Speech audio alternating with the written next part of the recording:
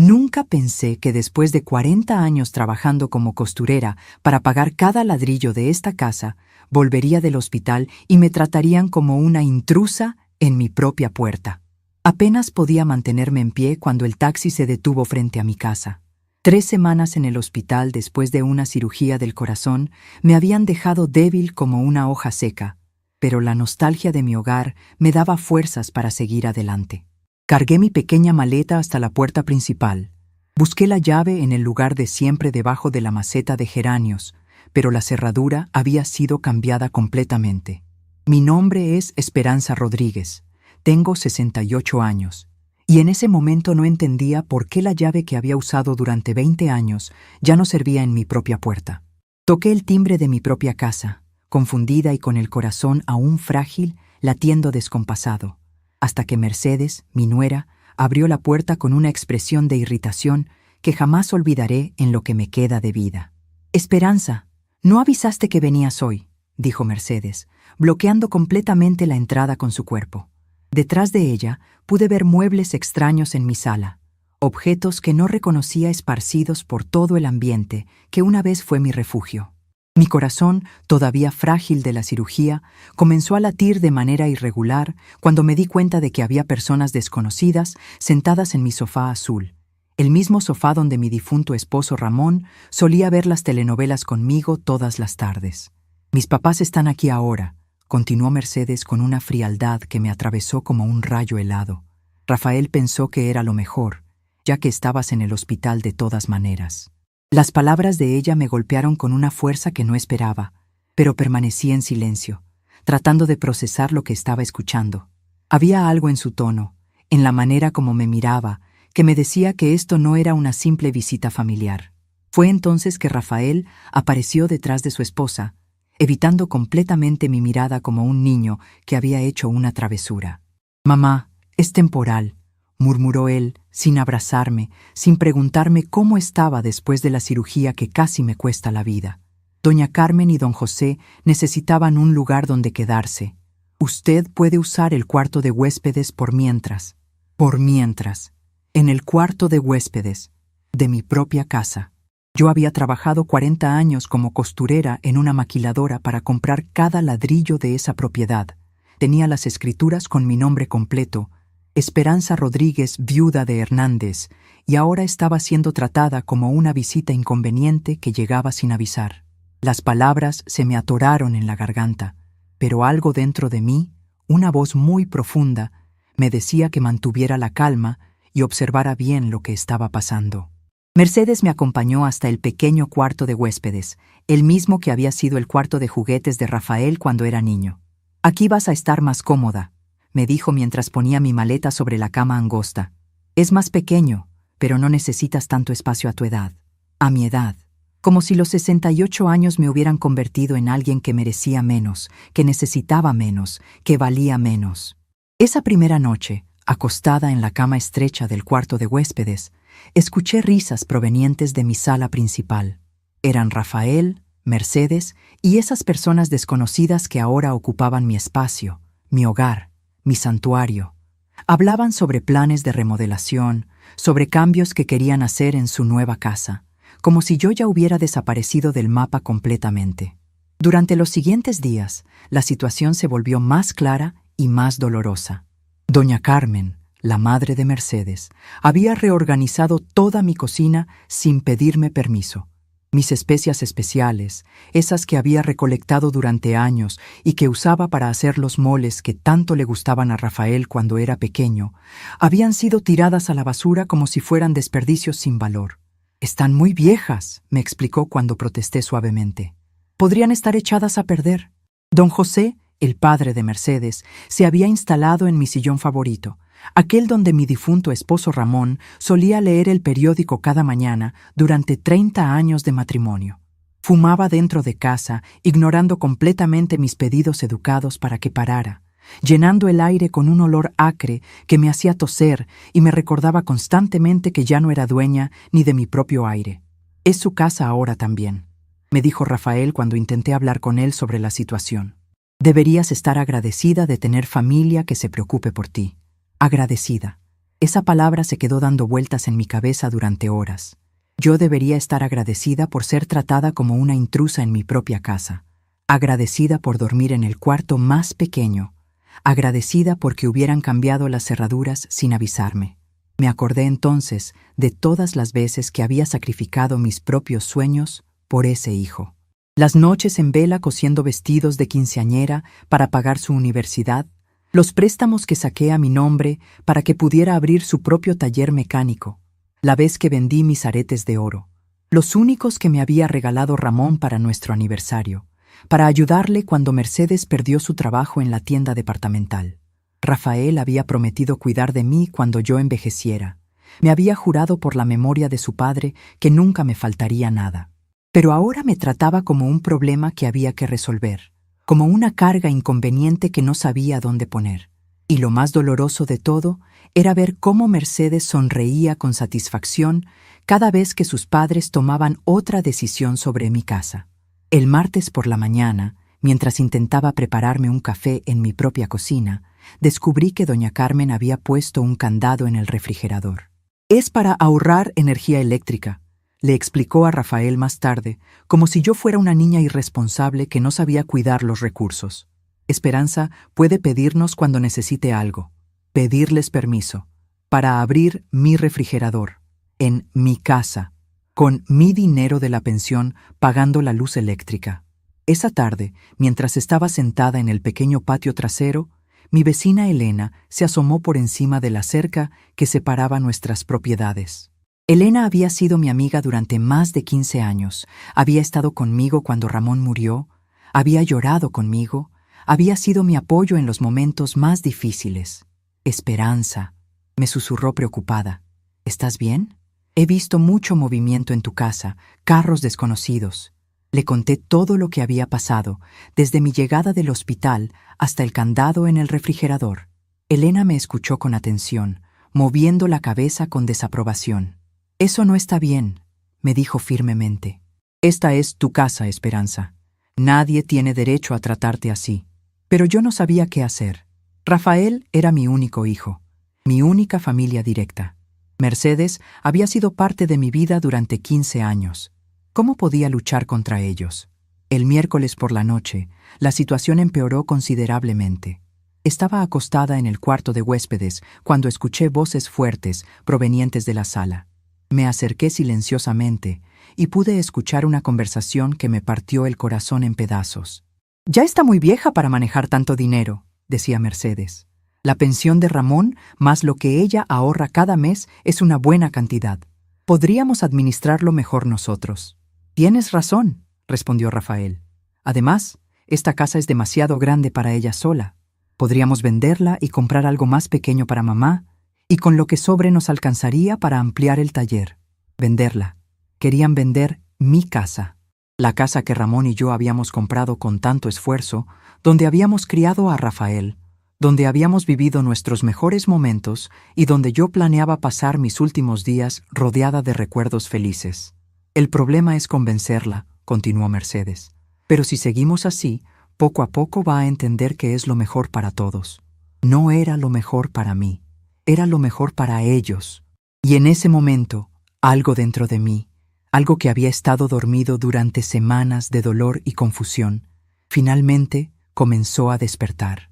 El jueves por la mañana, mientras todos dormían, salí silenciosamente de la casa y caminé hasta la casa de Elena. Ella me recibió con un abrazo cálido y me preparó un té de manzanilla mientras le contaba sobre la conversación que había escuchado la noche anterior. «Esperanza», me dijo Elena con seriedad, «ellos están planeando robarte todo.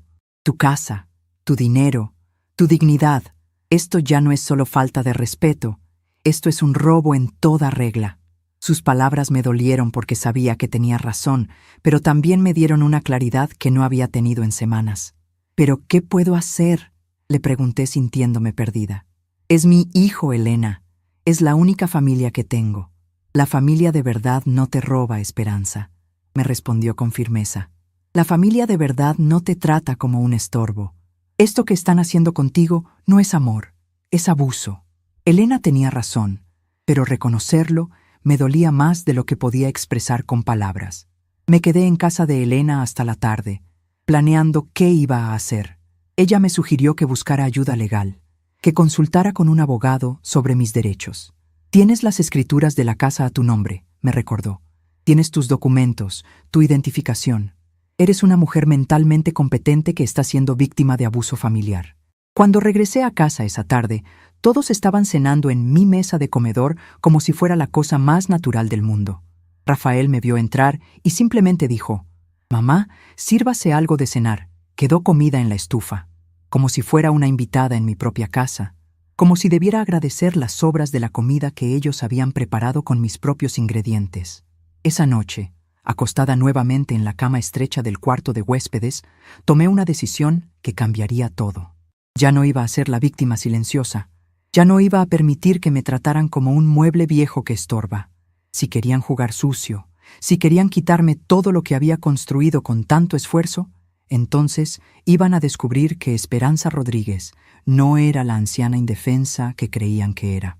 Al día siguiente, viernes por la mañana, desperté antes del amanecer con una determinación que no había sentido en meses. Era hora de actuar. Era hora de demostrar que 68 años de vida no me habían hecho débil, sino más sabia. Mientras todos dormían en mi casa, comencé a planear la estrategia que iba a usar para recuperar no solo mi hogar, sino también mi dignidad.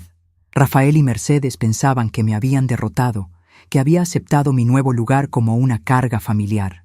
Don José y doña Carmen creían que podían seguir tratándome como una sirvienta en mi propia casa. Pero todos estaban a punto de aprender una lección que nunca olvidarían. Nunca subestimes a una mujer que ha perdido todo lo que tenía que perder, porque lo que ellos no sabían era que yo había guardado algunos secretos durante todos estos años, algunos recursos que ni siquiera Rafael conocía.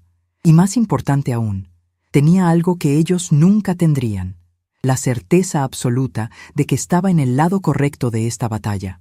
El cambio estaba llegando, y cuando llegara, iba a ser definitivo. El viernes por la mañana desperté con una claridad mental que no había sentido en semanas, pero también con un dolor en el pecho que no tenía nada que ver con mi cirugía del corazón. Era el dolor de la traición, de la ingratitud, de ver cómo las personas que más amaba en el mundo me trataban como si fuera un mueble viejo que estorba en la sala. Mientras me vestía en silencio en el pequeño cuarto de huéspedes, pude escuchar las voces de todos desayunando en mi comedor. Reían, planificaban el día, hablaban sobre las compras que tenían que hacer para mejorar la casa. Mi casa, la casa que Ramón y yo compramos ladrillo por ladrillo cuando Rafael apenas tenía 5 años. Me acordé de esos primeros años, cuando trabajábamos los 2 turnos en la maquiladora para poder pagar la hipoteca. Ramón en el turno de la mañana, yo en el de la noche, y nos turnábamos para cuidar a Rafael. Nunca tuvimos vacaciones familiares elegantes. Nunca compramos ropa de marca. Nunca comimos en restaurantes caros. Todo nuestro dinero, cada peso que ganábamos con tanto esfuerzo, se iba para esa casa que ahora querían quitarme. Salí silenciosamente de mi cuarto y me dirigí hacia la cocina. Doña Carmen estaba preparando café en mi cafetera, usando mis tazas, organizando mis trastes como si llevara años viviendo ahí. Cuando me vio entrar, ni siquiera me saludó. Solo me miró de arriba abajo con una expresión de molestia, como si mi presencia fuera una interrupción en su rutina matutina. «Buenos días, doña Carmen», le dije educadamente, tratando de mantener la compostura que mi madre me había enseñado tantos años atrás. Ella apenas murmuró algo que podría haber sido un saludo, pero no me ofreció café ni me preguntó cómo había dormido. En mi propia casa me trataba como una extraña indeseable. Me serví un vaso de agua y me senté en la pequeña silla que quedaba libre en mi propia mesa de cocina. Las otras 3 sillas estaban ocupadas por Mercedes, don José y doña Carmen, que desayunaban huevos rancheros que olían deliciosos. Mi estómago gruñó, pero nadie me ofreció comida. Era como si fuera invisible, como si mi presencia no mereciera ni la cortesía básica que le darían a cualquier desconocido. «Esperanza», me dijo Mercedes sin levantar la vista de su plato, «necesitamos que nos des las llaves del coche. Mi papá va a ir al centro a hacer unas compras y el suyo está en el taller. El coche, Mitsuru del 95, que Ramón me había regalado para mi cumpleaños número 50. El último regalo que recibí de él antes de que el cáncer se lo llevara. ¿Para qué necesita el coche?, pregunté, tratando de sonar curiosa y no defensiva. No quería crear problemas, pero tampoco entendía por qué tenía que prestar mis cosas sin que me explicaran para qué las necesitaban. Para ir a hacer unos trámites, respondió Mercedes con impaciencia. No te preocupes, don José maneja muy bien. No se trataba de si manejaba bien o mal. Se trataba de que era mi coche, de que nadie me había pedido permiso, de que me estaban informando lo que iban a hacer con mis pertenencias, como si yo no tuviera voz ni voto. Pero les di las llaves. Les di las llaves porque en ese momento no sabía qué más hacer, porque no quería crear un conflicto mayor, porque todavía tenía la esperanza de que todo esto fuera temporal, como Rafael había dicho. Me quedé sentada en la cocina, viendo cómo don José se llevaba mi coche sin siquiera decirme a dónde iba o cuándo regresaría. Esa mañana, mientras estaba sola en la casa porque todos habían salido, decidí caminar por mis propias habitaciones como una turista visitando un museo. En la sala principal, los muebles de los Oliveira habían reemplazado completamente mis cosas. Mi sofá azul, donde Ramón y yo nos sentábamos a ver televisión todas las noches durante 30 años, había sido arrinconado contra la pared como si fuera un estorbo. En su lugar, había un sillón reclinable gigantesco de color café que ocupaba el centro de la habitación. Era el sillón de don José, su trono personal donde se instalaba a fumar y a ver la televisión con el volumen tan alto que me dolían los oídos. Las paredes, que una vez estuvieron decoradas con las fotografías familiares que yo había enmarcado con tanto cariño, ahora tenían cuadros religiosos que Carmen había colgado sin preguntarme si me parecían bien. La fotografía de mi boda con Ramón, esa donde él me carga en brazos frente a la iglesia de San Juan, había sido removida y guardada quién sabe dónde. En su lugar, había un cuadro enorme del Sagrado Corazón que dominaba toda la pared principal. No es que tuviera algo contra las imágenes religiosas, pero esa fotografía era mi tesoro más preciado, el recuerdo más hermoso que tenía de un día perfecto en mi vida. Me dirigí hacia mi recámara principal, pero cuando intenté abrir la puerta, descubrí que tenía cerrojo. Ellos habían puesto un cerrojo en la puerta de mi propia recámara. Carmen y José se habían adueñado de mi cama matrimonial, de mi cómoda, de mi armario lleno de vestidos que había cosido yo misma a lo largo de los años. Toqué suavemente la puerta, sabiendo que no había nadie adentro, pero necesitaba tocarla, necesitaba sentir la madera sólida de la puerta que protegía el espacio donde había dormido durante 20 años. Detrás de esa puerta estaban todas mis cosas personales, las cartas de amor que Ramón me escribía cuando éramos novios, mis medicinas para el corazón, la caja de madera donde guardaba mis pocos ahorros en efectivo para emergencias. ¿Habrían revisado mis cosas? ¿Habrían leído las cartas privadas de mi difunto esposo? ¿Habrían tomado mi dinero? La sola idea me hizo sentir náuseas. Era una violación tan profunda de mi privacidad, de mi dignidad, que no podía procesarlo completamente. Regresé a la cocina y me senté frente a la ventana que daba al patio trasero. Desde ahí podía ver el pequeño jardín que Ramón y yo habíamos plantado juntos durante nuestros primeros años en la casa. Los rosales que él había sembrado para nuestro 10º aniversario, el naranjo que plantamos cuando Rafael cumplió 10 años, las macetas de hierbas aromáticas que yo usaba para cocinar sus platillos favoritos. Todo estaba descuidado, marchitándose por falta de agua y atención. Carmen había decidido que mantener el jardín era demasiado trabajo y que sería mejor pavimentar todo para que fuera más fácil de limpiar. Querían matar mi jardín, destruir los últimos vestigios vivos del amor que Ramón y yo habíamos sembrado en esa tierra. Cerca del mediodía, Elena se asomó por encima de la cerca. «Esperanza», me gritó suavemente. «¿Estás bien? No te he visto en todo el día». Salí al patio para hablar con ella, agradecida de tener, aunque fuera un momento de conversación normal, con alguien que me tratara como un ser humano. «Elena», le dije, y mi voz se quebró sin que pudiera evitarlo. «Creo que están tratando de robarme mi casa». Le conté sobre el cerrojo en mi recámara, sobre cómo habían reorganizado todo sin mi permiso, sobre la conversación que había escuchado la noche anterior acerca de vender la propiedad. Elena me escuchó con atención y pude ver la indignación creciendo en sus ojos. «Esperanza, esto ya no es solo falta de respeto. Esto es abuso de ancianos. Lo que están haciendo contigo tiene nombre y apellido, y es un delito. Sus palabras me dolieron porque confirmaban lo que yo no quería aceptar. Mi propio hijo me estaba maltratando. Pero Elena, le dije tratando de encontrar excusas, a lo mejor solo están preocupados por mí. A lo mejor piensan que ya no puedo cuidar de la casa yo sola. Incluso mientras decía las palabras, sabía que no eran verdad. Sabía que lo que estaba pasando no tenía nada que ver con preocupación genuina, y todo que ver con codicia. Esperanza, me dijo Elena firmemente, ¿tú tienes problemas de memoria? ¿Has tenido algún episodio que te haga pensar que no puedes cuidarte sola? Negué con la cabeza. ¿Tienes problemas para manejar tu dinero o pagar tus cuentas? Volví a negar. Entonces no hay ninguna razón válida para que te traten así. Esto es puro abuso. Esa tarde, cuando todos regresaron a la casa, pude observar sus dinámicas más claramente. Rafael actuaba como si fuera el dueño de la propiedad, dando órdenes sobre qué se iba a cocinar para la cena, dónde iban a ver televisión, qué programas iban a poner. Mercedes se comportaba como la reina de la casa, organizando las actividades del día siguiente, planificando las comidas, decidiendo qué compras había que hacer. Carmen y José se habían instalado como los patriarcas de la familia, dando su opinión sobre todo, criticando la manera como yo había decorado mi propia casa, sugiriendo mejoras que querían hacer. Y yo, la verdadera dueña de la casa, la mujer que había pagado cada peso de esa propiedad, era tratada como una huésped molesta que había superado su tiempo de bienvenida.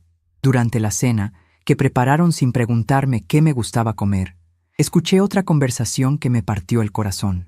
Rafael le estaba contando a don José sobre sus planes de expandir el taller mecánico.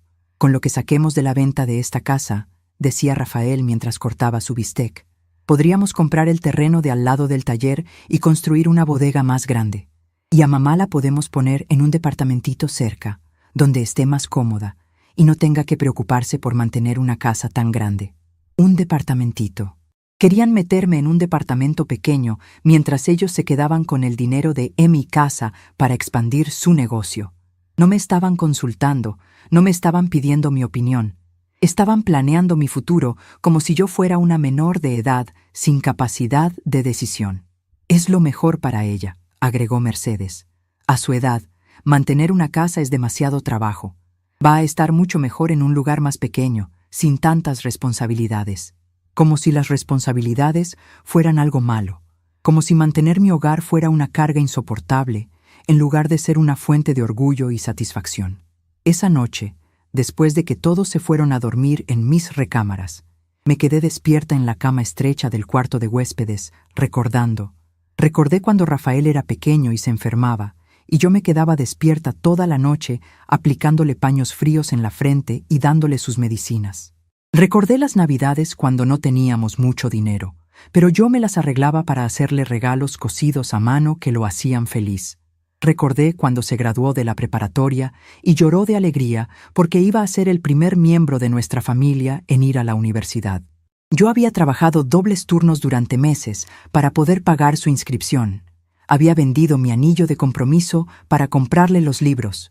Había comido frijoles durante semanas para poder darle dinero para sus gastos. Recordé cuando conoció a Mercedes y me pidió consejo sobre cómo proponerle matrimonio. Yo le presté mis ahorros para que pudiera comprarle un anillo bonito, y cuando se casaron, pagué la mitad de la fiesta porque quería que tuviera una boda hermosa. Recordé cuando tuvieron problemas económicos en sus primeros años de matrimonio, y yo los ayudé con dinero, comida, ropa, lo que necesitaran. ¿Dónde estaba ese Rafael ahora? ¿Dónde estaba el niño que me decía que cuando creciera iba a cuidar de mí y nunca me iba a dejar sola? ¿Cuándo se había convertido en este hombre que me veía como un obstáculo para sus ambiciones? Y Mercedes, que durante los primeros años de matrimonio me llamaba mamá con cariño, que venía a pedirme consejos sobre cocina y crianza, que lloraba en mi hombro cuando tenía problemas con Rafael. ¿Cuándo había comenzado a mirarme con esa frialdad, como si fuera una enemiga en lugar de la mujer que la había acogido en nuestra familia con los brazos abiertos? El sábado por la mañana desperté con una determinación nueva. Era hora de comenzar a documentar lo que estaba pasando. Si ellos querían jugar el juego legal de la incapacidad mental, yo iba a demostrarles que estaba perfectamente capaz de defenderme. Comencé a escribir en un cuaderno pequeño que tenía guardado en mi bolsa. Fechas, conversaciones, acciones específicas que habían tomado sin mi consentimiento. Mientras desayunaba sola en la cocina, porque nuevamente nadie me había invitado a unirme a ellos, escuché a Mercedes hablando por teléfono con alguien. Sí, está empezando a mostrar signos claros, decía Mercedes en voz baja, pero no tan baja como para que yo no pudiera escucharla. Se confunde con las fechas. A veces no reconoce sus propias cosas. Mi esposo está muy preocupado por ella. Mentía.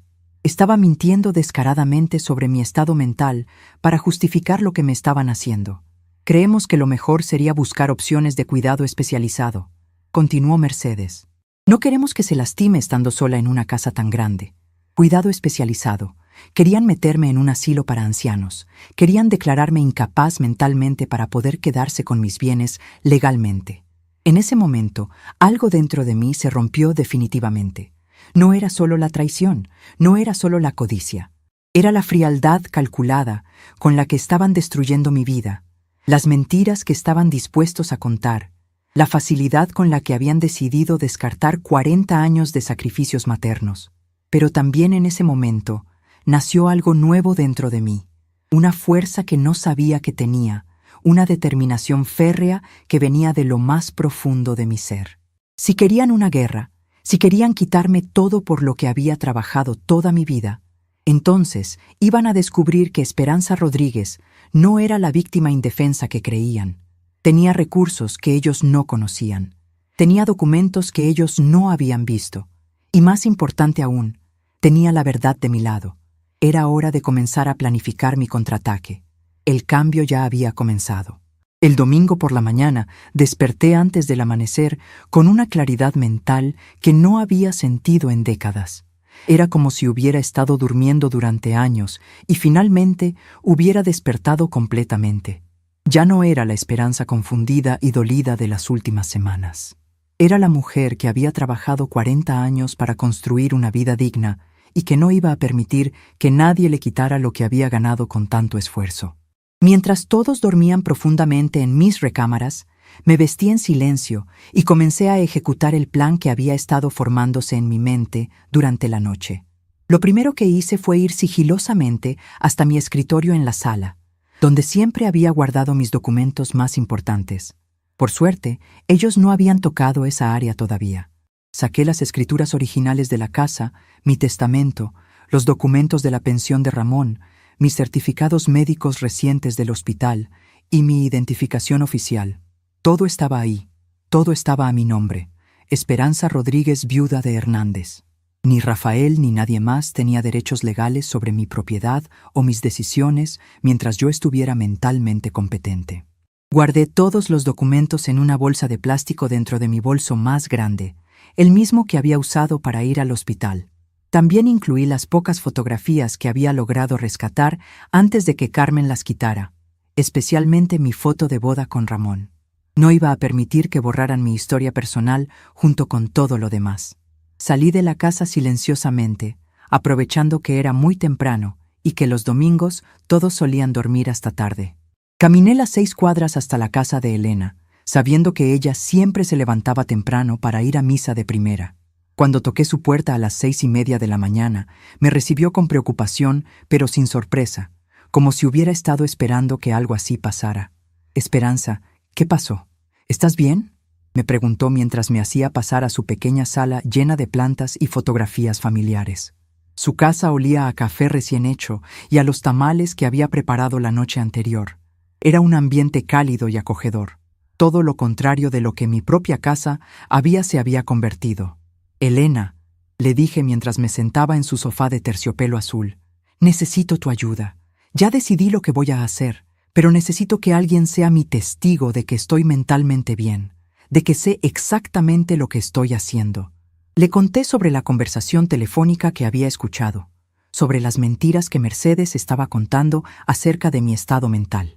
Elena me escuchó con atención mientras me servía una taza de café caliente que sabía a gloria después de días de no poder comer tranquila en mi propia cocina.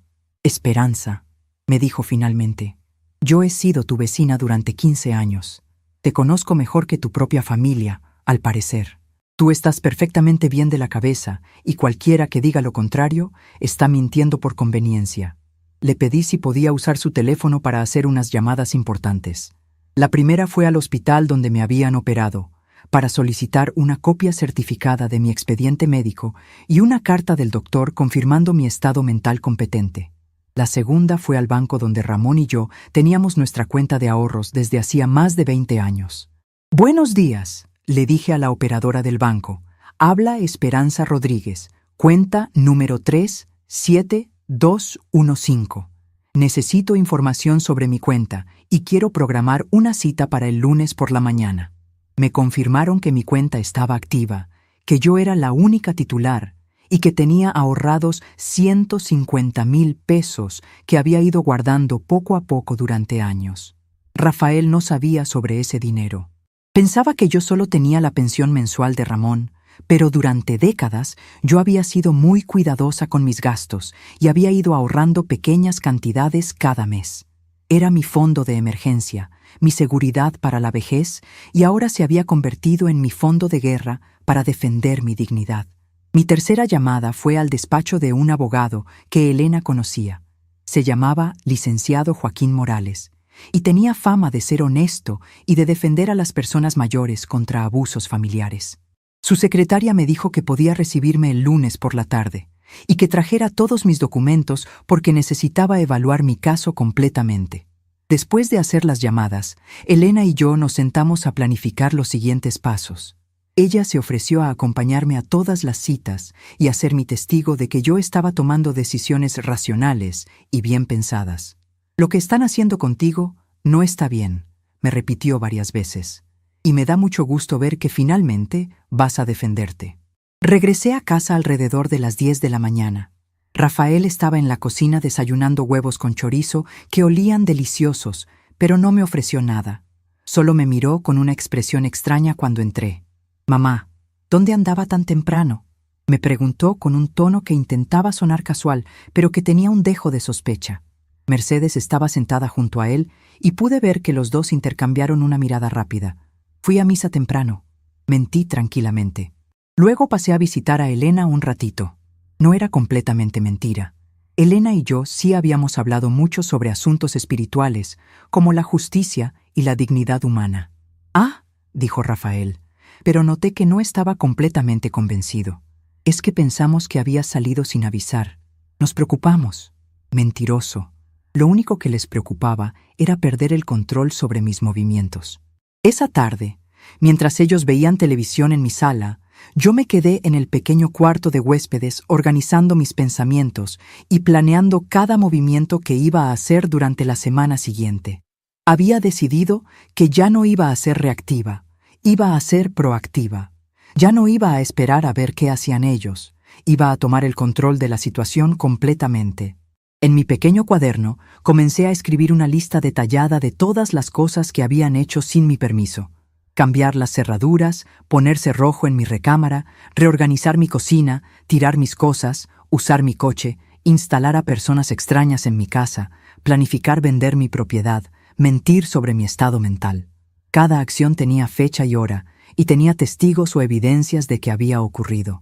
También comencé a anotar todas las conversaciones que había escuchado sobre sus planes de deshacerse de mí y quedarse con mis bienes. Mercedes hablando por teléfono sobre buscarme cuidado especializado.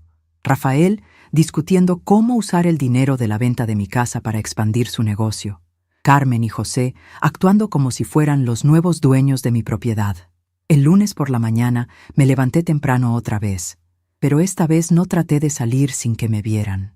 Me vestí con mi mejor vestido, el azul marino que había usado para la graduación de Rafael de la universidad, y me peiné cuidadosamente. Quería verme digna, competente, como la mujer responsable que había sido toda mi vida. «Voy a ir al banco y después a hacer unas compras», anuncié durante el desayuno, mirando directamente a Rafael. «Voy a estar fuera la mayor parte del día». No les pedí permiso, no les expliqué detalles. Solo les informé lo que iba a hacer, como cualquier adulta independiente tiene derecho a hacer. «¿Necesita que la acompañe?», preguntó Mercedes con una sonrisa falsa. «Las calles están muy peligrosas para las personas mayores». Lo que realmente quería decir era que no confiaba en dejarme sola, que tenía miedo de que fuera a hacer algo que arruinara sus planes. No, gracias, respondí firmemente. Me las arreglo muy bien sola. Lo he estado haciendo durante 68 años. La expresión en su cara me dijo que había captado el mensaje. Ya no era la ancianita confundida que habían estado manipulando. Mi primera parada fue el hospital, donde el doctor Martínez, el cirujano que me había operado, me recibió en su consultorio. Le expliqué la situación familiar que estaba viviendo y le pedí que me hiciera una evaluación mental formal para documentar mi competencia. Señora Esperanza, me dijo después de hacerme varias preguntas y pruebas sencillas, usted está perfectamente lúcida y competente para tomar sus propias decisiones. Su recuperación de la cirugía ha sido excelente y no hay ninguna razón médica para que alguien más maneje sus asuntos. Me entregó una carta oficial con membrete del hospital certificando mi estado mental competente, fechada ese mismo día. En el banco, mi encuentro con la señora Patricia, la gerente que había conocido a Ramón y a mí durante años, fue aún más revelador. Cuando le expliqué lo que estaba pasando, su expresión se endureció inmediatamente. Señora Esperanza, me dijo con seriedad, esto que me está contando es un patrón muy común que vemos con personas de la tercera edad. Los familiares tratan de hacerse con el control de los bienes antes de tiempo, usando tácticas de intimidación y aislamiento. Me explicó que el banco tenía protocolos específicos para estos casos. Hicimos varios cambios importantes en mi cuenta ese día. Primero, agregué un código de seguridad especial que solo yo conocía, para que nadie más pudiera acceder a mi dinero aunque tuviera mis documentos. Segundo, solicité que cualquier movimiento mayor de 5,000 pesos requiriera mi presencia física en el banco con identificación oficial. Tercero, pedí un estado de cuenta completo de los últimos 2 años para documentar que había estado manejando mi dinero responsablemente. También le recomiendo, me dijo la señora Patricia mientras firmábamos los documentos, que considere hacer una denuncia formal si se siente amenazada o presionada. Lo que están haciendo podría constituir abuso financiero de personas mayores, y eso es un delito federal. Por la tarde, mi cita con el licenciado Joaquín Morales fue la más importante del día. Su despacho estaba en el centro de la ciudad, en un edificio viejo pero bien mantenido que me daba confianza. El licenciado era un hombre de unos 50 años, con canas en las sienes y una manera de hablar pausada que me tranquilizó inmediatamente.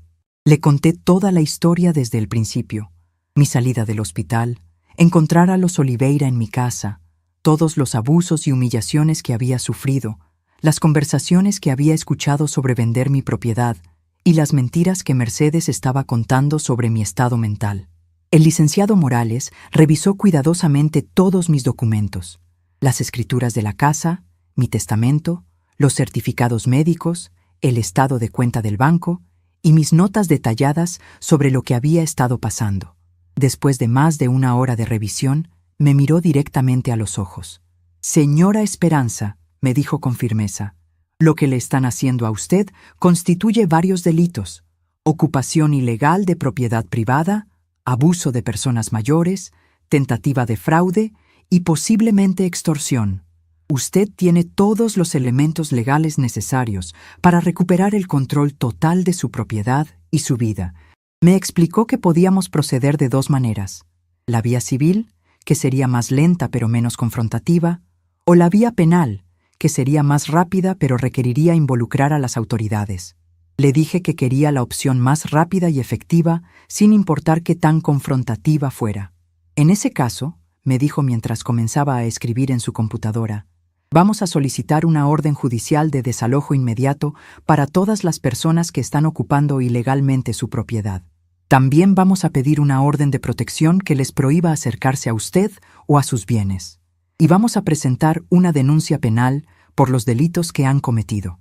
Durante las siguientes 2 horas, preparamos toda la documentación legal necesaria.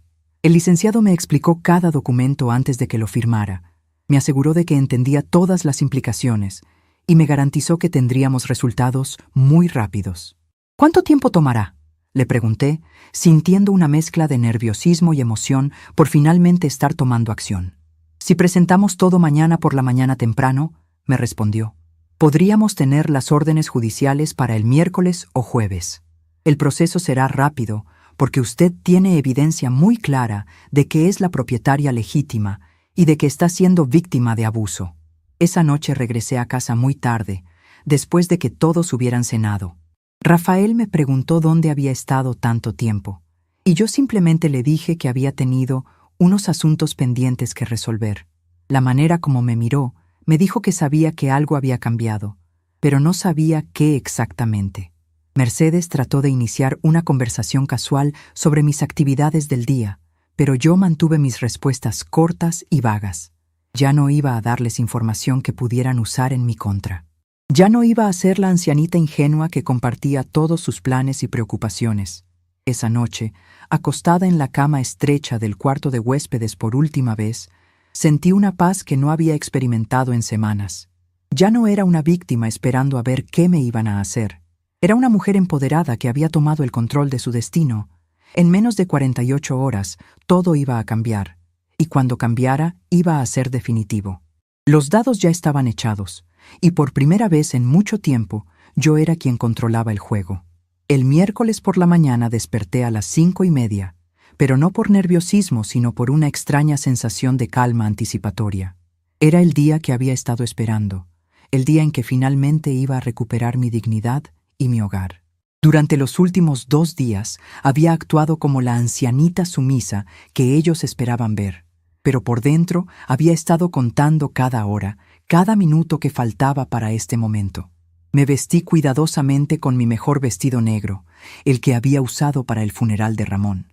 Era apropiado, pensé, porque hoy también era el día de un funeral, el funeral de la esperanza víctima, de la mujer que había permitido que la pisotearan en su propia casa. Esa mujer estaba muriendo para que naciera otra completamente nueva.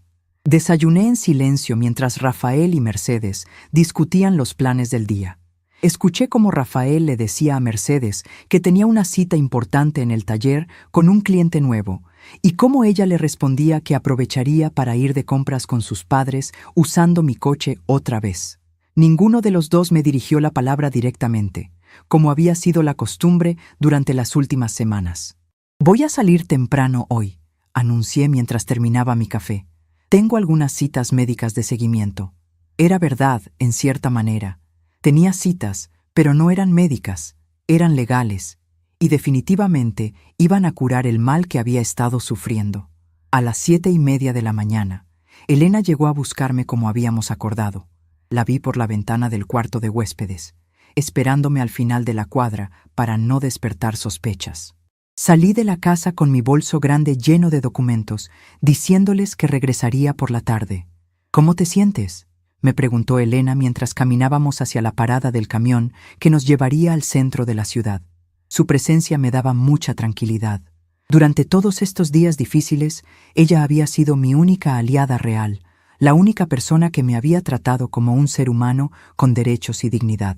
«Me siento como si fuera mi cumpleaños, mi graduación y mi boda, todo junto», le respondí honestamente. «Tengo 68 años, Elena, pero hoy siento como si mi vida real apenas estuviera comenzando». Llegamos al juzgado a las 8 en punto de la mañana. El licenciado Morales ya estaba esperándonos en la entrada, vestido con un traje impecable y cargando una carpeta gruesa llena de documentos. Su presencia me transmitía una confianza profesional que me hizo sentir que estaba en las mejores manos posibles. «Buenos días, señora Esperanza», me saludó con una sonrisa tranquila. «¿Está lista para recuperar su casa?». La manera como lo dijo, con tanta seguridad y determinación, me hizo entender que no había duda sobre el resultado de lo que íbamos a hacer. Durante las siguientes 3 horas, presencié algo que jamás hubiera imaginado posible. El juez, un hombre mayor de cabello completamente blanco y expresión seria, revisó cuidadosamente todos mis documentos, las escrituras de la casa, los certificados médicos que confirmaban mi competencia mental, los estados de cuenta del banco, mis notas detalladas sobre los abusos que había sufrido. «Señora Esperanza», me dijo el juez después de revisar todo, «este es un caso muy claro de ocupación ilegal de propiedad privada y abuso de personas mayores. Voy a emitir inmediatamente una orden de desalojo para todas las personas que están ocupando su propiedad sin su consentimiento y una orden de protección que les prohíbe acercarse a usted o a sus bienes». El licenciado Morales me explicó que las órdenes serían ejecutadas ese mismo día por oficiales judiciales y que yo podría estar presente durante el proceso si así lo deseaba. ¿Quiere acompañarnos cuando vayamos a entregar las órdenes?, me preguntó. Sí, respondí sin dudarlo. Quiero estar ahí. Quiero que vean mi cara cuando se den cuenta de que la ancianita indefensa, que creían que era en realidad, tenía más recursos de los que imaginaban. Regresamos a mi colonia alrededor de las 2 de la tarde. 2 oficiales judiciales nos seguían en su vehículo oficial, junto con un locksmith que el licenciado Morales había contratado para cambiar las cerraduras inmediatamente después del desalojo. Mientras caminábamos hacia mi casa, pude ver las cortinas de varias ventanas moviéndose. Mis vecinos habían notado la presencia de los oficiales y sabían que algo importante estaba pasando. Elena me apretó el brazo suavemente, dándome apoyo moral para lo que estaba a punto de suceder. Cuando llegamos a la puerta principal, el oficial Rodríguez, un hombre corpulento de unos 40 años, tocó el timbre con autoridad. Después de unos momentos, la puerta se abrió y apareció don José, todavía en pijama y con cara de haber estado durmiendo la siesta. ¿En qué puedo ayudarles?, preguntó don José con desconfianza, notando los uniformes de los oficiales y la formalidad del grupo que estaba en su puerta. Señor José Oliveira, dijo el oficial Rodríguez, consultando sus papeles, tengo una orden judicial de desalojo inmediato para usted y todas las personas que están ocupando esta propiedad sin autorización de la dueña legítima. Extendió los documentos oficiales hacia don José, que los tomó con manos temblorosas. La expresión en el rostro de don José cambió completamente cuando comenzó a leer los papeles. Sus ojos se movían rápidamente por las líneas, y pude ver el momento exacto en que comprendió la gravedad de la situación.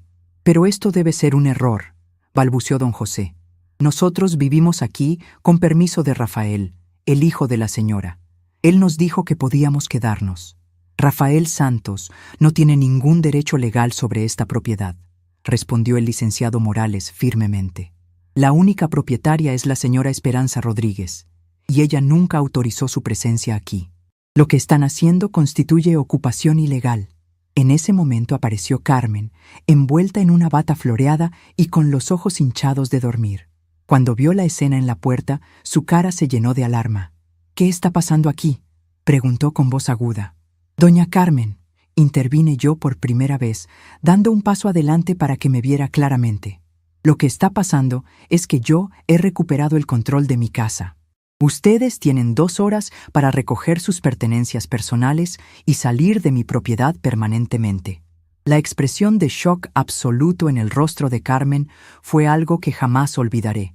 Me miró como si estuviera viendo un fantasma, como si no pudiera creer que la ancianita sumisa que habían estado maltratando durante semanas hubiera sido capaz de organizarse de esta manera. Esto es imposible, murmuró Carmen. Esperanza no puede hacer esto. Ella está enferma, no puede tomar decisiones importantes. Rafael nos lo dijo.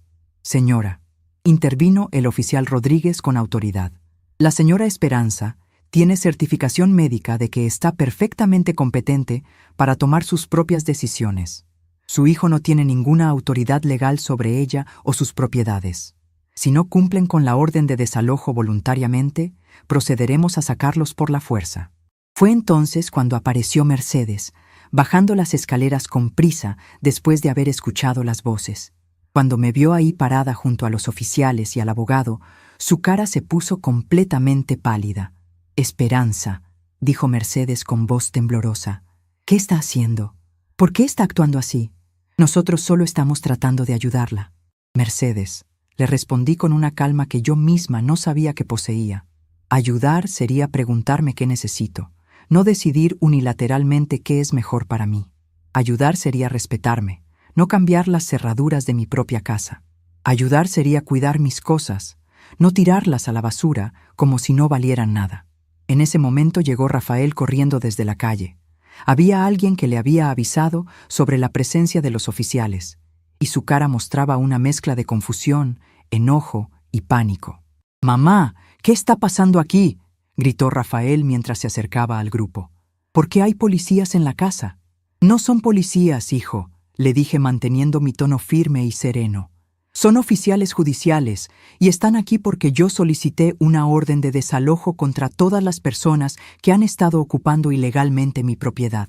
Rafael me miró como si no me reconociera. Mamá, usted está confundida. Esta es su casa, pero nosotros vivimos aquí también. Somos familia. Señor Rafael Santos, intervino el licenciado Morales, su madre es la única propietaria legal de esta casa.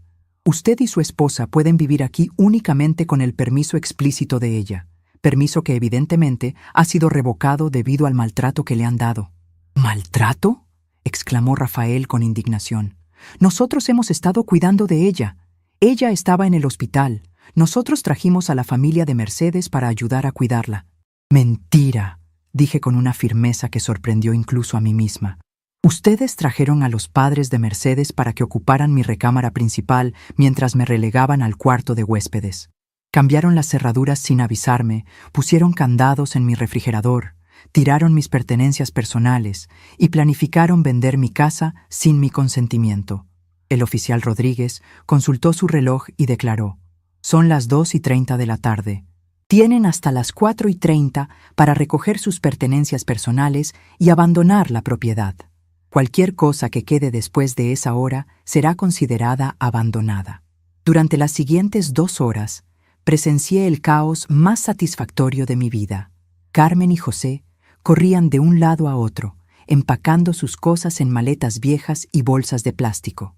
Mercedes lloraba mientras recogía su ropa del armario de mi recámara principal, murmurando cosas sobre mi ingratitud y mi crueldad.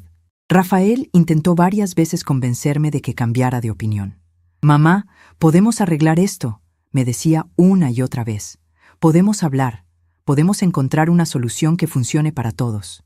«La solución que funciona para mí», le respondí cada vez, «es recuperar mi casa y mi dignidad. Si querían una solución que funcionara para todos, debieron haber empezado por respetarme». Elena se quedó conmigo durante todo el proceso, ofreciéndome apoyo moral y asegurándose de que yo estuviera cómoda. Varios otros vecinos se acercaron discretamente a preguntarme si estaba bien y a ofrecerme su apoyo. Me di cuenta de que muchos de ellos habían notado que algo extraño estaba pasando en mi casa, pero no habían sabido cómo ayudar. A las 4:15, los Oliveira ya habían cargado sus cosas en un taxi que Rafael había llamado para llevarlos a la casa de unos parientes. Carmen me lanzó una mirada llena de resentimiento antes de subirse al vehículo, pero ya no me importaba lo que pensaran de mí. Mercedes fue la última en salir. Se acercó a mí con los ojos rojos de llorar y me dijo: «Esperanza, espero que algún día pueda perdonarnos. Nosotros realmente pensábamos que estábamos haciendo lo mejor para usted». «Mercedes», le respondí tranquilamente, «lo mejor para mí hubiera sido preguntarme qué quería, no decidir por mí. Pero ya es demasiado tarde para eso». Ella se fue sin decir nada más. Rafael fue el último en irse. Se paró frente a mí en la puerta de mi casa y me dijo: «Mamá, usted está cometiendo un gran error. Nosotros somos su familia. ¿Qué va a hacer aquí sola?» «Rafael», le dije mirándolo directamente a los ojos, «prefiero estar sola y respetada que acompañada y humillada. Y en cuanto a si estoy cometiendo un error, creo que el único error que cometí fue permitir que esto llegara tan lejos». Después de que se fueron, el locksmith cambió todas las cerraduras de la casa y yo recibí las únicas llaves.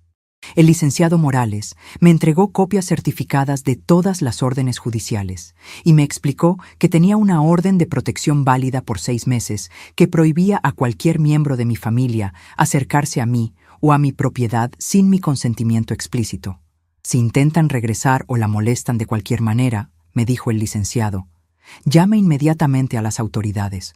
Ahora usted tiene protección legal completa». Cuando finalmente me quedé sola en mi casa, el silencio me pareció ensordecedor al principio, pero gradualmente ese silencio se convirtió en paz. Era mi silencio, en mi casa, rodeada de mis cosas, tomando mis propias decisiones. Esa noche, Elena vino a cenar conmigo. Cocinamos juntas en mi cocina recién liberada, usando mis especias que logré rescatar antes de que las tiraran, preparando mi receta favorita de pollo en mole, que no había podido hacer en semanas. «¿Te arrepientes de algo?», me preguntó Elena mientras comíamos en mi mesa de comedor, por primera vez en semanas sin la presencia hostil de los invasores. Solo me arrepiento de una cosa, le respondí después de pensarlo cuidadosamente. Me arrepiento de haber permitido que durara tanto tiempo. Debería haber actuado desde el primer día. Esa noche dormí en mi propia cama, en mi propia recámara, rodeada de mis propios recuerdos. Y por primera vez en semanas dormí profundamente y sin pesadillas. El cambio había llegado, y era definitivo. 6 meses han pasado desde aquel día miércoles que cambió mi vida para siempre. 6 meses desde que recuperé no solo mi casa, sino también mi dignidad y mi derecho a vivir en paz. Mientras escribo estas palabras en mi pequeño diario personal, sentada en mi sillón favorito con una taza de café recién hecho, puedo decir con certeza que estos han sido los meses más tranquilos y satisfactorios que he vivido en mucho tiempo. La casa está exactamente como yo quiero que esté. Volví a colgar mi fotografía de boda con Ramón en el lugar de honor de la sala principal, donde puede sonreírme cada mañana cuando bajo a desayunar. Los cuadros religiosos que Carmen había impuesto están guardados en el armario del cuarto de huéspedes, no porque tenga algo contra la fe, sino porque cada objeto en esta casa debe estar aquí porque yo lo decidí. Mi recámara principal volvió a ser mi santuario personal. Cambié completamente la ropa de cama porque no podía soportar la idea de dormir en sábanas que habían usado otras personas sin mi permiso. Compré todo nuevo, cobijas suaves de color azul cielo, almohadas mullidas que abrazan mi cabeza cuando duermo, y cortinas de encaje que filtran la luz de la mañana creando patrones hermosos en las paredes. He establecido nuevas rutinas que me llenan de tranquilidad. Despierto cada día a las 6 de la mañana, no porque tenga que hacerlo, sino porque me gusta. Preparo mi café despacio, saboreando el proceso de moler los granos, calentar el agua a la temperatura perfecta y esperar a que el aroma llene toda la cocina. Es mi pequeño ritual de paz matutina. Después del café, salgo a regar mi jardín. Replantamos todo con ayuda de Elena. Nuevos rosales donde Ramón había sembrado los originales, hierbas aromáticas frescas para cocinar y un pequeño huerto de tomates y chiles que me da gran satisfacción cuidar. Cada planta que crece es una pequeña victoria contra quienes querían pavimentar mi jardín para su comodidad. Elena se ha convertido en mucho más que una vecina. Es mi hermana elegida, mi familia verdadera. Almorzamos juntas 3 veces por semana. Vamos al mercado los sábados. Y los domingos asistimos a misa en la iglesia de San Miguel. Ella conoce toda mi historia, entiende por qué tomo las decisiones que tomo y me apoya sin juzgarme. «Esperanza», me dijo Elena el otro día mientras bordábamos servilletas en mi sala. «Nunca te había visto tan en paz contigo misma. Es como si hubieras encontrado quien realmente eres después de años de estar perdida». Tenía razón. Durante décadas había vivido definiéndome por mis relaciones con otros, esposa de Ramón, madre de Rafael, suegra de Mercedes. Pero ahora, por primera vez en mi vida adulta, soy simplemente Esperanza Rodríguez, y eso es más que suficiente. Las rutinas domésticas que antes veía como obligaciones, ahora las disfruto como actos de autocuidado. Cocinar mis platillos favoritos sin tener que consultar a nadie más. Limpiar mi casa a mi ritmo y a mi manera, organizando cada cajón exactamente como me gusta. Pequeñas libertades que había olvidado lo importantes que eran. Los martes por la tarde recibo la visita de la doctora Esperanza Silva, una psicóloga especializada en adultos mayores que el licenciado Morales me recomendó. Al principio pensé que no necesitaba terapia porque había resuelto mi problema, pero Elena me convenció de que hablar con un profesional me ayudaría a procesar todo lo que había vivido. «Esperanza», me dijo la doctora durante una de nuestras sesiones, «lo que usted hizo requirió una valentía extraordinaria. Muchas personas en su situación se rinden, se convencen de que merecen el maltrato o de que no tienen opciones. Usted eligió luchar por su dignidad y eso habla de una fortaleza interior admirable». Me explicó que el abuso de personas mayores por parte de familiares es más común de lo que la gente cree y que muchas víctimas nunca se atreven a denunciarlo por miedo a quedarse solos o por sentimientos de culpa hacia los abusadores. «Usted no solo se salvó a sí misma», me dijo, «sino que se convirtió en un ejemplo para otras personas que podrían estar pasando por lo mismo». Eso me hizo pensar en cuántas otras mujeres de mi edad podrían estar viviendo situaciones similares, siendo maltratadas por sus propios hijos, perdiendo el control de sus vidas poco a poco. Decidí que cuando me sintiera completamente recuperada, me gustaría voluntariar en alguna organización que ayude a personas mayores en situaciones de abuso. Los domingos por la tarde me siento en el patio trasero con un libro y una limonada, disfrutando del jardín que ha vuelto a florecer. A veces, Elena viene a acompañarme y leemos juntas en silencio cómplice. Otras veces, vengo sola y simplemente observo las mariposas visitando mis flores, escucho a los pájaros cantando en el naranjo, siento la brisa suave en mi cara. Es en esos momentos cuando más claramente veo la diferencia entre mi vida anterior y mi vida actual. Antes, incluso cuando estaba físicamente sola, mi mente estaba constantemente preocupada por las necesidades y opiniones de otros. ¿Qué iba a cocinar para Rafael?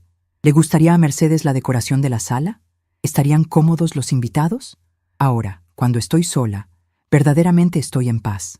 No hay voces externas dictándome qué debo hacer o cómo debo sentirme. Solo está mi propia voz interior, que ha aprendido a valorarse y respetarse después de tantos años de silencio. He recibido 3 cartas de Rafael durante estos meses. Las primeras 2 las leí completas antes de tirarlas a la basura. Eran llenas de autojustificación, explicaciones de por qué había hecho lo que había hecho, promesas de que las cosas podrían ser diferentes si yo los perdonaba y los dejaba regresar. La tercera carta, que llegó la semana pasada, ni siquiera la abrí. La reconocí por la letra en el sobre y la tiré directamente al bote de basura. No es que sienta odio hacia Rafael. El odio requiere energía emocional que ya no estoy dispuesta a gastar en él. Simplemente he llegado a la comprensión de que algunas relaciones están tan dañadas que no pueden repararse. Y está bien aceptar esa realidad. Elena me contó que los vio una vez en el mercado central. Rafael se veía demacrado, más delgado, con cara de preocupación constante. Mercedes ya no estaba con él. Aparentemente lo había dejado cuando se dieron cuenta de que no iban a heredar mi casa ni mi dinero. Los padres de ella regresaron a su pueblo natal, y ella se fue a vivir con una hermana en Guadalajara. ¿Sentiste algo cuando te conté eso?, me preguntó Elena después de darme esas noticias. Tristeza, le respondí honestamente, pero no tristeza por él específicamente. Tristeza por la pérdida de lo que pudo haber sido si él hubiera elegido diferente. Tristeza por el hijo que una vez fue y que ya no existe. Es una tristeza limpia, sin culpa ni obligación de hacer algo al respecto. Es como estar triste por una película dramática. Sientes la emoción, pero sabes que no es tu responsabilidad cambiar el final. Mi relación con el dinero también ha cambiado profundamente. Durante años, gasté mi dinero principalmente en otros, en la educación de Rafael, en ayudar a la familia cuando tenían problemas, en regalos y atenciones que esperaba que fortalecieran nuestros lazos. Ahora gasto mi dinero en mi propia calidad de vida y bienestar. Me compré un televisor nuevo con pantalla grande para poder ver mis telenovelas cómodamente. Contraté a una muchacha joven llamada Lupita para que venga 2 veces por semana a ayudarme con la limpieza profunda de la casa. No porque no pueda hacerlo yo sola, sino porque prefiero usar mi energía en actividades que disfruto más. También me inscribí en una clase de yoga para adultos mayores en el centro comunitario del barrio. Al principio me daba pena, porque pensaba que era demasiado mayor para aprender algo nuevo, pero la instructora, una mujer dulce llamada Patricia, me aseguró que nunca es demasiado tarde para cuidar nuestro cuerpo y nuestra mente. Señora Esperanza, me dijo Patricia después de mi primera clase, usted tiene una energía muy especial. Se nota que está en un lugar muy bueno en su vida. Tenía razón. A los 68 años, finalmente estaba en un lugar bueno en mi vida. Los miércoles por la tarde voy al centro de la ciudad a almorzar sola en restaurantes pequeños que nunca había visitado. Al principio me sentía extraña, comiendo sola en público, pero gradualmente descubrí que es una experiencia muy liberadora. Puedo pedir exactamente lo que quiero comer, tomando todo el tiempo que necesite para decidir. Puedo observar a la gente, escuchar conversaciones interesantes o simplemente disfrutar de mi comida en silencio contemplativo. En uno de esos almuerzos conocí a doña Josefina, una mujer de 75 años que también come sola frecuentemente. Nos hicimos amigas rápidamente al descubrir que compartimos muchas experiencias similares. Ella también había tenido que alejarse de familiares tóxicos para encontrar su propia paz. El problema de muchas mujeres de nuestra generación, me dijo Josefina durante uno de nuestros almuerzos, es que nos enseñaron a cuidar a todos excepto a nosotras mismas. Nos dijeron que ser buenas madres significaba sacrificarse completamente por los hijos, pero nunca nos dijeron que los hijos también tienen la responsabilidad de respetar y cuidar a sus madres. Sus palabras me resonaron profundamente. Había gastado décadas de mi vida creyendo que una buena madre debía aceptar cualquier comportamiento de sus hijos, incluso el abuso, porque la familia está por encima de todo. Pero ahora entiendo que una familia verdadera se basa en respeto mutuo, no en sacrificio unilateral.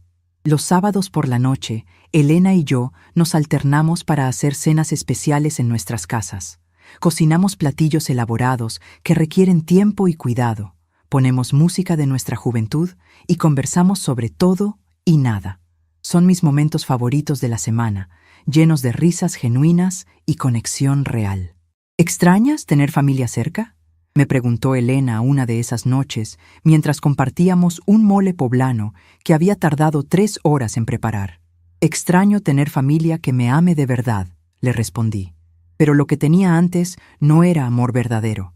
Era una dinámica enfermiza donde yo daba todo y ellos tomaban todo, y cuando dejé de dar, dejaron de fingir que me amaban. Es una distinción importante que he aprendido a hacer. El amor verdadero incluye respeto, consideración, reciprocidad. Lo que yo tenía antes era dependencia emocional y financiera disfrazada de amor familiar. Las noches son mi tiempo más preciado. Después de cenar, me doy un baño relajante con sales aromáticas que compré en una tienda naturista. Me pongo mi pijama más cómoda, preparo un té de manzanilla y me siento en mi cama a leer o a escribir en mi diario. Escribir se ha convertido en una práctica meditativa que me ayuda a procesar mis pensamientos y emociones. No escribo para nadie más. Escribo para mí misma, para dejar constancia de esta nueva etapa de mi vida que es tan diferente de todo lo que había vivido antes. Anoche escribí en mi diario: hoy cumplí 6 meses de libertad verdadera. 6 meses de tomar mis propias decisiones sin tener que consultar a nadie. 6 meses de gastar mi dinero en lo que me da placer. 6 meses de dormir profundamente sin preocuparme por los problemas de otros. Si pudiera regresar en el tiempo y hablar con la Esperanza que salió del hospital aquel día, le diría: ten paciencia, hija. Lo peor está por venir, pero también lo mejor. Y lo mejor va a durar mucho más tiempo que lo peor. El licenciado Morales me llamó la semana pasada para informarme que la orden de protección expirará en unos días y me preguntó si quería renovarla. Después de pensarlo cuidadosamente, decidí que no era necesario. No porque tenga intención de reconciliarme con Rafael, sino porque ya no siento que lo necesite para protegerme. Me he vuelto muy buena estableciendo y manteniendo límites. Si Rafael apareciera en mi puerta mañana, simplemente no le abriría. Si insistiera, llamaría a las autoridades. Si tratara de manipularme emocionalmente, le colgaría el teléfono. Ya no soy la mujer que permite que otros la pisoteen.